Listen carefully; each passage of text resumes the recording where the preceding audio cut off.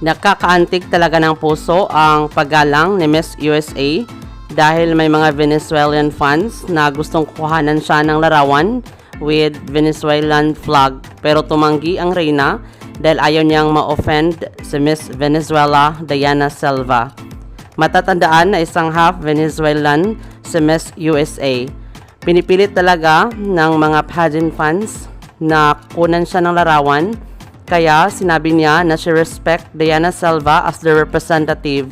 Sa kabilang banda, nagpahayag ng kanilang saloobin ang mga netizens tungkol dito, na kung saan sinabi nila na respetuhin na lang ang desisyon ni Miss USA. Ano ang masasabi niyo tungkol dito? Maraming salamat sa panonood. Para maging updated ka, huwag kalimutang mag-subscribe.